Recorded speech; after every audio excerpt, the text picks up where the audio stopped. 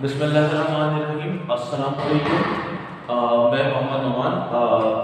Last time हम लोगों ने एक टॉपिक डिस्कस किया था जो था कॉस्ट बिहेवियर के ऊपर, और हमने कॉस्ट बिहेवियर को देखा था ओवरऑल कॉन्टेक्स्ट में कि आपके पास और पूरी ऑर्गेनाइजेशन के अंदर ओवरऑल कॉस्ट बिहेवियर क्या रहता है। कोई भी कॉस्ट इनकर्ड होती है तो उसका ओवरऑल पूरी ऑर्गेनाइजेशन में टोटल कॉस्ट इंक्रीज होती है या डिक्रीज होती है, कैसा रहता है। जैसे हमारे पास सबसे पहले जो कॉस्ट बिहेवियर का हमने डिस्कस किया था वो था कॉस्ट। हमने कहा था कि वेरिएबल कॉस्ट ओवरऑल वेरी करती है। वेरी से थोड़ा होती है कि वो चेंज होती है। ओवरऑल चेंज किस तरह होती है कि अगर मेरी ऑर्गेनाइजेशन के अंदर एक्टिविटी या प्रोडक्शन वो इंक्रीज होती है 1 2 3 4 5 6 7 इंक्रीज होती है, तो हमारी जो कॉस्ट है वो भी इंक्रीज होती जाएगी। अगर आप अपनी एक्टिविटी को रिड्यूस करके प्रोडक्शन कम करेंगे तो क्या होगा, आपकी कॉस्ट भी कम ही है। लेट्स सपोज मैं एक शर्ट सी के सेल आउट कर रहा हूं। अगर मैं किसी मंथ के अंदर कोई यूनिट नहीं प्रोड्यूस करता है, प्रोडक्टिविटी या एक्टिविटी हमारी जीरो है, हम एक ऑर्गेनाइजेशन में किसी किस्म की शर्ट वगैरह प्रोड्यूस नहीं कर रहे, तो हमारी ना हमने कोई यूनिट प्रोड्यूस किए, ना उसका कोई मटेरियल परचेज किया जाएगा, ना मटेरियल परचेज नहीं किया जाएगा, तो हमारी मटेरियल की कॉस्ट कुछ नहीं होगी। लेकिन अगर मैं उसकी जगह एक यूनिट प्रोड्यूस करता हूं और एक शर्ट प्रोड्यूस करने के लिए मेरी कॉस्ट आती है 500, तो जब मैं एक यूनिट प्रोड्यूस करूंगा तो कॉस्ट कितनी होगी 500। मेरा ग्राफ कुछ इस तरह हो जाएगा। अगर मैं दो शर्ट प्रोड्यूस करता हूं तो कॉस्ट कितनी चली जाएगी 1000 के ऊपर। तीन शर्ट प्रोड्यूस करूंगा 1500। इसी तरह मैं जितनी ज्यादा प्रोडक्टिविटी यूनिट प्रोड्यूस करता जाऊंगा मेरी कॉस्ट भी उसी हिसाब से इंक्रीज होती जाएगी। मेरे जब 4 यूनिट प्रोड्यूस करूंगा तो 2000। तो जितनी ज्यादा आपकी एक्टिविटी इंक्रीज होती जाएगी आपकी ऑर्गेनाइजेशन की कॉस्ट बढ़ती जाएगी। ये हमने बात की है ओवरऑल कि वेरिएबल कॉस्ट ओवरऑल इंक्रीज होती है। जितने ज्यादा यूनिट प्रोड्यूस होते जाएंगे आपकी कॉस्ट क्या होगा उस हिसाब से इंक्रीज होती जाएगी। लेकिन इसके कंपैरेटिवली अगर हम इसको पर यूनिट पे देखें कि वेरिएबल कॉस्ट पर यूनिट पे क्या इफेक्ट पड़ता है, देखें मैं यहां पे 500 की कॉस्ट लगा के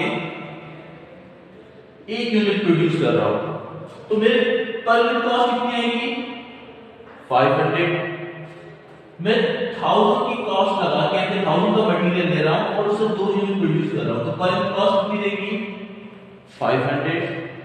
मैं 1500 कॉस्ट लगा के 3 यूनिट प्रोड्यूस कर रहा हूं तो कॉस्ट कितनी आएगी पर यूनिट 500। इसका मतलब ये है कि आपकी ओवरऑल कितनी भी एक्टिविटी इंक्रीज हो जाए उस पे ओवरऑल कॉस्ट इंक्रीज होगी, लेकिन पर यूनिट के ऊपर कॉस्ट 500 कांस्टेंट है। पर यूनिट 500 हमारी कांस्टेंट है, फिक्स कॉस्ट है। चाहे आप एक यूनिट प्रोड्यूस करें, 2 यूनिट प्रोड्यूस करें, 3 प्रोड्यूस करें, 4 करें या 1000 कर दें या उससे ज्यादा कर दें, पर यूनिट पे कॉस्ट चेंज नहीं होती। पर यूनिट पे वेरिएबल कॉस्ट कांस्टेंट रहती है। यानी कि दूसरा बात मैं कह रहा हूं कि हर यूनिट जो मैं प्रोड्यूस कर रहा हूं उस पे कॉस्ट आएगी 500 की। ओवरऑल भले आपकी कॉस्ट इंक्रीज हो जाए, जितने ज्यादा प्रोडक्टिविटी करोगे और प्रोडक्शन करोगे आपके पास क्या होगा उस हिसाब से मटेरियल भी आपको ज्यादा प्रोड्यूस करना पड़ेगा। आप जितनी ज्यादा शर्ट प्रोड्यूस करोगे आपको उसी हिसाब से ज्यादा मटेरियल परचेज करना पड़ेगा। ये क्या कहलाता है, ये कहलाता है वेरिएबल कॉस्ट। ठीक है, ये वेरिएबल कॉस्ट ओवरऑल वेरी कर रही है, ओवरऑल इंक्रीज हो रही है, लेकिन पर यूनिट पे बात करें तो पर यूनिट पे कांस्टेंट है। हर यूनिट अपने साथ 500 ही इंक्रीज करेगा, तो पर यूनिट 500 कॉस्ट है और ओवरऑल आपकी कॉस्ट वो इंक्रीज हो रही है। ठीक है जी, ये था हमारा कॉस्ट बिहेवियर वेरिएबल कॉस्ट का। उसके बाद हमने बात की थी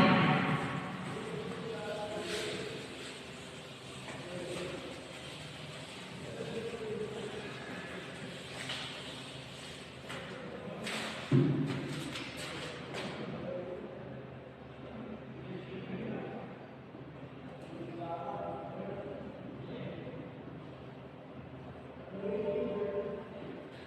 कॉस्ट की। फिक्स्ड कॉस्ट क्या होती है, हमने लास्ट टाइम बात की थी, ये ओवरऑल कॉस्ट क्या होती है, ये फिक्स होती है। ये ओवरऑल कॉस्ट क्या होती है, फिक्स होती है, ये चेंज नहीं होती। जैसे आप किसी ऑर्गेनाइजेशन के अंदर रेंट पे कर रहे हैं, अब अगर उस ऑर्गेनाइजेशन में चाहे कोई यूनिट प्रोड्यूस ना हो, तो रेंट लेट्स सपोज आपने उस जगह का 15,000 रेंट थे, ये आपकी एक्टिविटी और ये आपकी कॉस्ट।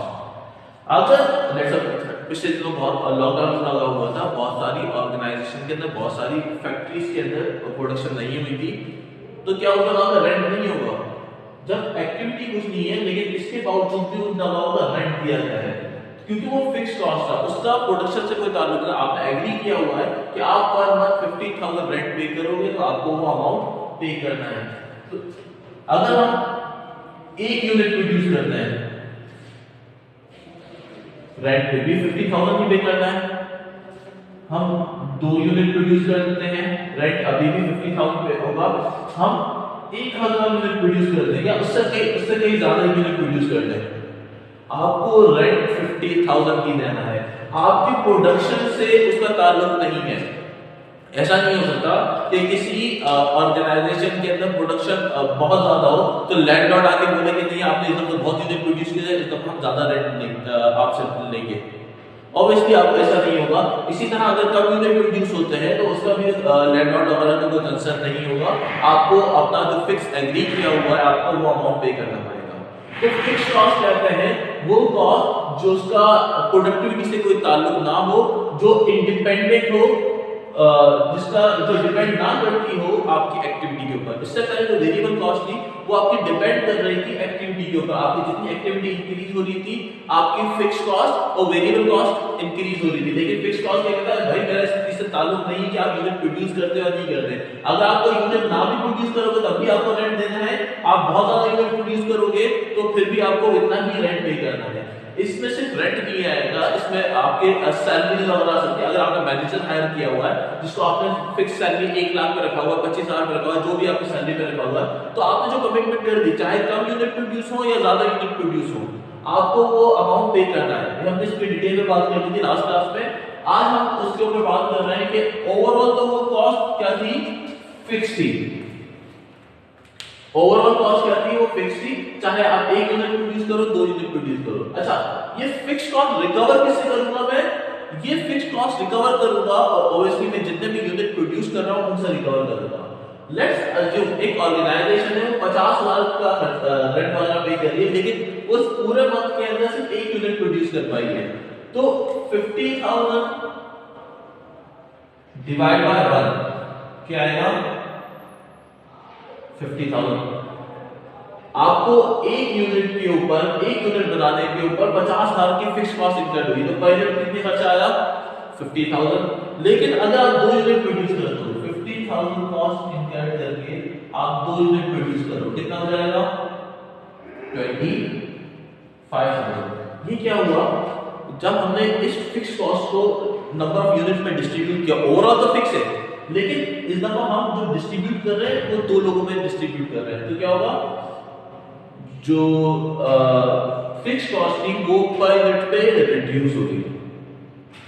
पहले 1 यूनिट के ऊपर 50 आ रहा था, उसके बाद 25 आ रहा है। लेकिन अगर मैं अगले दफा क्या करता हूँ, 50,000 की कॉस्ट इंक्लूड हो रही है और मैं इस दफा 4 यूनिट प्रोड्यूस करता हूँ, तो कॉस्ट आएगी आपकी 12,500।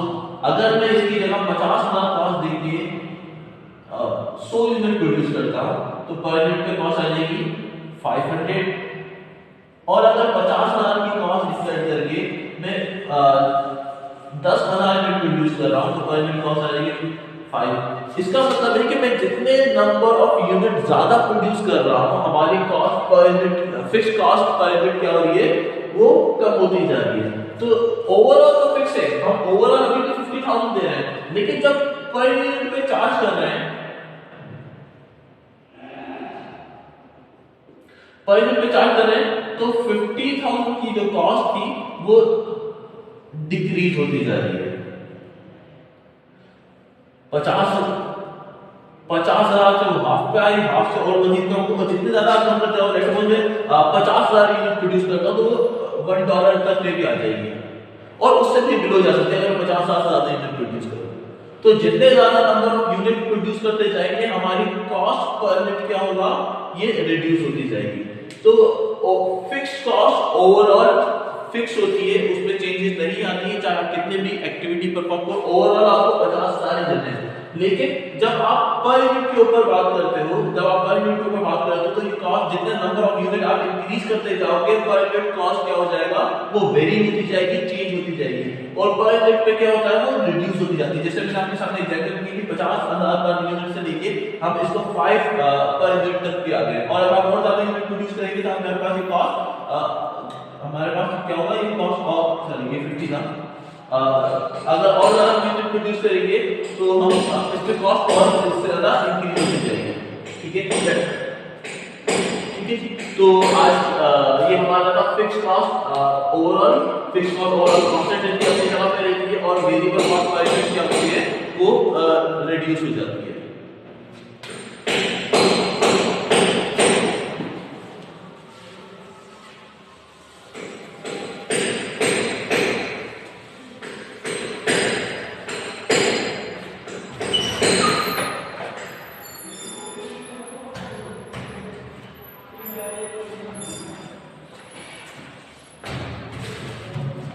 ठीक है जी।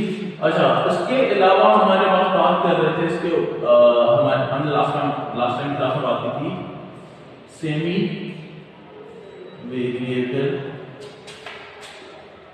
कॉस्ट। सेमी वेरिएबल कॉस्ट क्या होती है कि सेमी वेरिएबल कॉस्ट के अंदर हमने कहा था दोनों एलिमेंट होते हैं,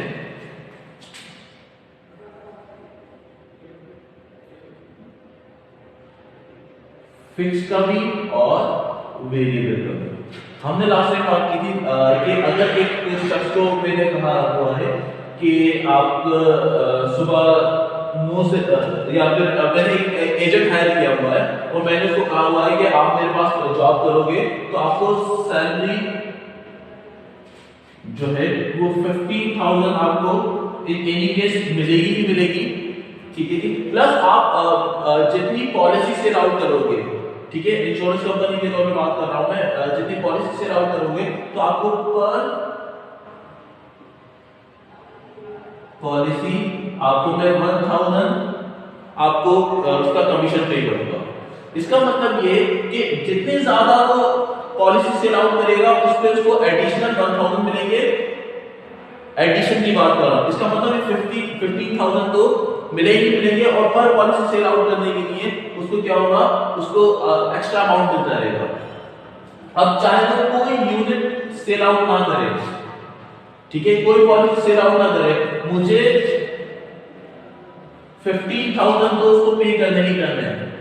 अगर वो कोई पॉलिसी सेल आउट नहीं करता तो मैं उसको 15,000 पे भी दूंगा क्योंकि वो मेरे पास जॉब कर रहा है। लेकिन वो अगर वो एक पॉलिसी सेल आउट करता है तो मुझे उसको 16,000 देने पड़ेंगे एडिशनल। इस एक यूनिट की वजह से मुझे 16,000 देने पड़ेंगे। उसके बाद जब मैं वो दूसरी पॉलिसी सेल आउट करेगा तो मैं उसको 17,000 पे करूंगा, और इसी तरह वो जितनी पॉलिसी सेल आउट करेगा मुझे उसको एक्स्ट्रा अमाउंट पे करना पड़ेगा। तो ये क्या है, इसमें दो एलिमेंट शामिल है, इसमें फिक्स्ड का एलिमेंट भी शामिल है और इसमें वेरिएबल का एलिमेंट भी शामिल है। ठीक है जी, तो अब इसका ग्राफ कुछ इस तरह से बनता है, उसे समझाने के लिए मैं लाइन ड्रॉ करूंगी। इसमें जो ये पोर्शन है 15,000 का ये फिक्स है, बाकी अब जितना भी जा रहा है वो वेरिएबल है। ये हम लास्ट क्लास में डिटेल में बात कर चुके थे। अब अगर बात करते हैं इसके पर यूनिट पे जी, अगर वो एक पॉलिसी सेल आउट कर रहा है यानी कि उसको मिल रहे हैं 16,000 डिवाइड बाय 1, क्योंकि उसने एक पॉलिसी सेल आउट की है, तो पर यूनिट की कॉस्ट कितनी आएगी 16,000 इसी तरह अगर वो दो पॉलिसी से राउट करता है तो कॉस्ट कितनी आएगी?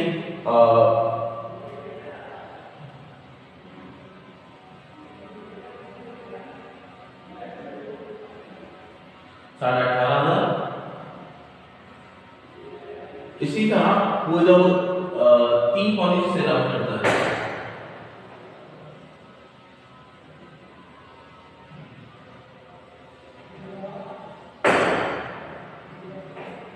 जी, तो जितनी ज्यादा पॉलिसी सेल आउट करता रहेगा, आप देखें हमारी variable cost per unit semi variable cost change हो रही है।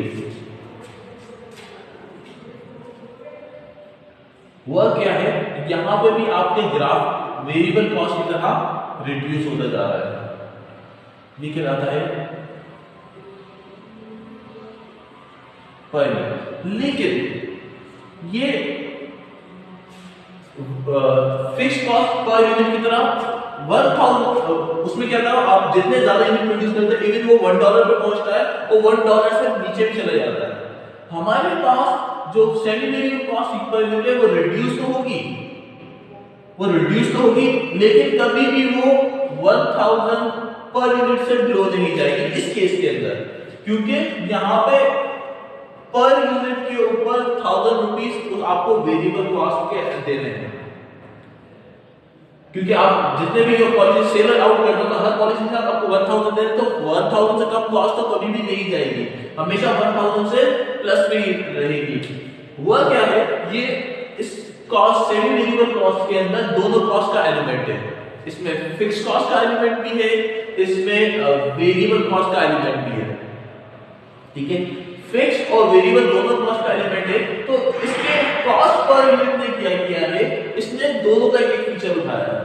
कौन कौन सा फीचर लिया है इसने कहा है कि ओवरऑल हमारी कॉस्ट क्या हुआ है, यहाँ पे ओवरऑल कॉस्ट इंक्रीज हो रही है, जितनी ज्यादा एक्टिविटी परफॉर्म होगी हमारी ओवरऑल कॉस्ट क्या हुआ, वो इंक्रीज हो गई। ये किसका फीचर होता है, ये वेरिएबल कॉस्ट का फीचर होता है। वेरिएबल कॉस्ट के अंदर ये दिखा था कि हम जितने ज्यादा यूनिट प्रोड्यूस करते जाते हैं हमारी कॉस्ट क्या होती है, वो इंक्रीज होती जाती है। दूसरा इसने फीचर जो लिया है वो फिक्स कॉस्ट का लिया है। फिक्स कॉस्ट के अंदर क्या होगा, जितने ज्यादा एक्टिविटी यूनिट आप एक्टिविटी या यूनिट प्रोड्यूस करोगे आपकी कॉस्ट पर यूनिट क्या होता है, वो रिड्यूस होती जाती है। सिर्फ हल्का सा फर्क ये है कि ये कभी भी जो वेरिएबल कॉस्ट पर यूनिट है उससे कभी बिलो नहीं जाती, क्योंकि आपको हर यूनिट के साथ वो वेरिएबल कॉस्ट का एलिमेंट आपको पे करना ही करना है। ठीक है जी, तो ये आपकी कॉस्ट थी सेमी वेरिएबल कॉस्ट। और इसके बाद हम चलते हैं अपनी लास्ट कॉस्ट की तरफ।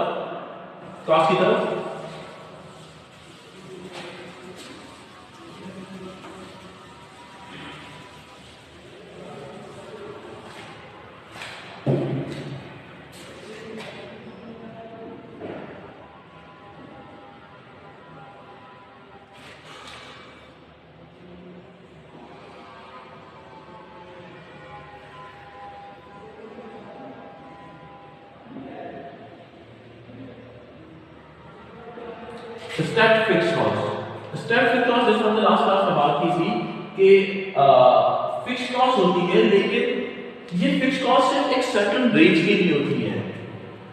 ठीक है, लेट्स सपोज अगर मैं बात करूं कि इस क्लास में जिस क्लास के अंदर हूं यहां पे 25 या इस क्लास में 10 स्टूडेंट की बैठने की कैपेसिटी है, यानी कि अगर मेरे पास एक स्टूडेंट हो या 10 स्टूडेंट हो और इस जगह का रेंट में पे कर रहा हूं, लेट्स सपोज 5000, चाहे एक स्टूडेंट हो तो विभिन्न जगह का रेंट भी 5000 पे करना है। अगर 10 स्टूडेंट तक हो, क्योंकि मेरी क्लास में 10 स्टूडेंट की बैठने की, लेट्स सपोज मेरी क्लास में 10 स्टूडेंट की कैपेसिटी है, तो मैं क्या करूंगा, मैं यहां पे 5000 का रेंट पे करूंगा। लेकिन जैसे ही मेरे पास 11 स्टूडेंट होते हैं तो मुझे एक और स्पेस की जरूरत पड़ेगी, मैं क्या करूंगा, एक और जगह रेंट पे ले लूंगा, ऑब्वियसली उसके एडिशनल 5000 देने पड़ेंगे। 5000 एक जगह का रेंट और 5000 दूसरी जगह का रेंट, कितना हो जाएगा 10000। मुझे 10000 रेंट पे करना है और कहां तक पे करना है, मुझे 20 स्टूडेंट तक पे करना है। लेट्स अज्यूम मैं जो दूसरी जगह ले रहा हूं उसमें भी 10 स्टूडेंट की बैठने की कैपेसिटी है जी। उसके बाद अगर मजीद मेरे पास 21वां बच्चा आ जाता है तो मुझे क्या करना पड़ेगा, मुझे एक और जगह लेनी पड़ेगी। लेट्स अज्यूम वो भी हमें 5000 के रेंट पे ले रहा हूं और उसमें भी मेरे पास 10 स्टूडेंट की बैठने की कैपेसिटी है, ठीक है जी। तो अगर अब देखिए हो क्या रहा है कि फिक्स कॉस्ट है 1 से लेके 10 तक, ये फिक्स कॉस्ट है, ये चेंज नहीं होगी। तो ऑब्वियसली फिक्स कॉस्ट होनी चाहिए, लेकिन एक सर्टेन रेंज की बात है। देखिए 10 यूनिट के बाद, इस केस के अंदर 10 यूनिट के बाद क्या हुआ है कि मुझे एक नई जगह की जरूरत पड़ी है, तो कॉस्ट इंक्रीज हुई है और इंक्रीज होकर फिर वो फिक्स हो गई है। फिक्स कहां तक हो गई है? फिक्स हो गई है वो 11 स्टूडेंट से लेके 20 स्टूडेंट तक मुझे 10,000 रेंट पे करना है। अब चाहे मैं 11 स्टूडेंट हो, 12 स्टूडेंट हो, 13 स्टूडेंट हो या 20 स्टूडेंट हो, 20 स्टूडेंट तक मुझे और स्पेस की जरूरत नहीं है, मुझे और क्लासरूम की जरूरत नहीं है। लेकिन 20 स्टूडेंट के बाद क्या होगा, फिर मुझे कॉस्ट इंक्रीज करनी पड़ेगी। कॉस्ट इंक्रीज करके मैं एक और जगह लूंगा। अब मेरी जो फिक्स कॉस्ट जो है वो इंक्रीज हो गई, कहां से दी हुई है 15,000 पे। अब 15,000 पे फिक्स हो गई कहां से लेके कहां तक? वो 21वें स्टूडेंट से लेके 30 स्टूडेंट तक फिक्स हो गई है। चाहे मेरे पास 21 स्टूडेंट हो, 22 स्टूडेंट हो, 23 स्टूडेंट हो, हमारे पास कॉस्ट चेंज नहीं होगी जब तक हमारे पास कोई 31वां बच्चा नहीं आ जाता, ठीक है जी। तो ये आपकी बात कराती है स्टेप कॉस्ट। हमने इस पे बात की थी कि ये स्टेप बाय स्टेप क्या होता है, वो इंक्रीज होती है। आप देख रहे हो कि आपको स्टेप करते हुए नजर आता है, तो इस तरह से स्टेप कॉस्ट कहा गया है। अगर हम इसकी पर यूनिट की बात करें, हम 5000 पे कर रहे हैं, चाहे एक बच्चा हो, डिवाइड बाय 1, कितनी कॉस्ट होगी? 5000। दो बच्चे आ जाए, कॉस्ट कितनी हो जाएगी? 2500। 4 बच्चे आ जाए, कॉस्ट कितनी हो जाएगी? 12,500।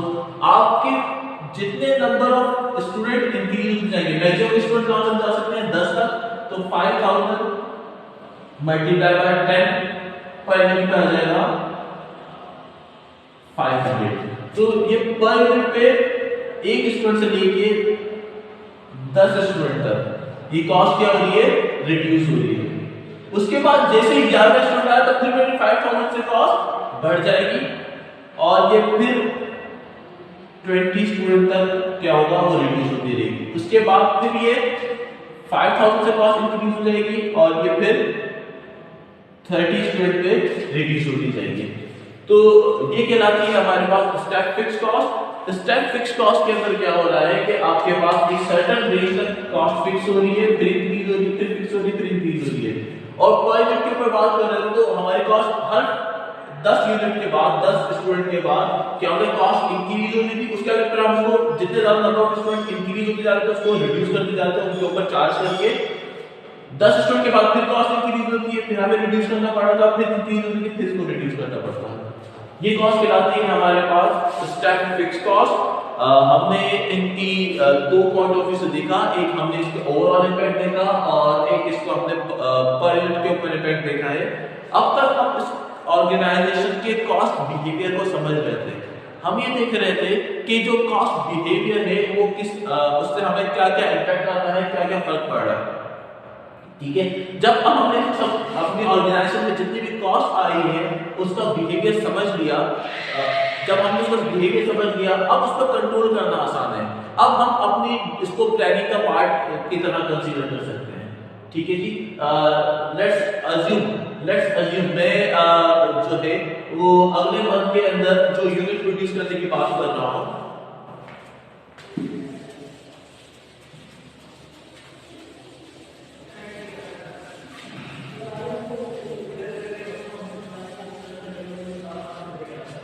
लेट्स अज्यूम मैं अपनी पहली वेरिएबल कॉस्ट वाली एग्जांपल की बात करूंगा जिसके अंदर मैं कह रहा था कि एक यूनिट प्रोड्यूस करने के लिए मेरे पास 500 का मटेरियल लग रहा है। अगर मैं नेक्स्ट मंथ के अंदर जो 20,000 यूनिट प्रोड्यूस करने का प्लान करता हूं, कि मैं 20,000 यूनिट प्रोड्यूस करूंगा, तो मैं आसानी से इसको प्रेडिक्ट कर सकता हूं कि मेरे एक यूनिट के ऊपर 500 की मटेरियल लग रहा है, तो मेरे पास जो है वो कॉस्ट कितनी आएगी, प्लस लेट्स सपोज मैं 50,000 रेंट पे कर रहा हूं, तो 50,000 रेंट पे कर रहा हूं, तो मुझे पता है कि ये 50,000 ही रहेगा, ये वेरिएबल कॉस्ट और ये फिक्स कॉस्ट। ठीक है जी। वो कह रहा है कि फिक्स, चाहे मैं कितनी भी एक्टिविटी करूं, चाहे 20,000 करूं, 30,000 करूं, 40,000 करूं, उससे मुझे कोई फर्क नहीं पड़ेगा, क्योंकि मेरे पास जो है वो फिक्स कॉस्ट जो है वो कांस्टेंट है, अपने जगह फिक्स है। तो हुआ क्या है, मैंने कॉस्ट बिहेवियर समझा था, कॉस्ट बिहेवियर करने से मुझे कॉस्ट प्रेडिक्ट करने में बड़ी आसानी रही है। नेक्स्ट क्लास के अंदर हम उसको डिस्कस करेंगे कि एक्चुअली पूरी जो बजटिंग वगैरह किस तरह की जाती है इस कॉस्ट बिहेवियर की बेसिस के ऊपर। आज की क्लास में इतना ही। अस्सलाम वालेकुम।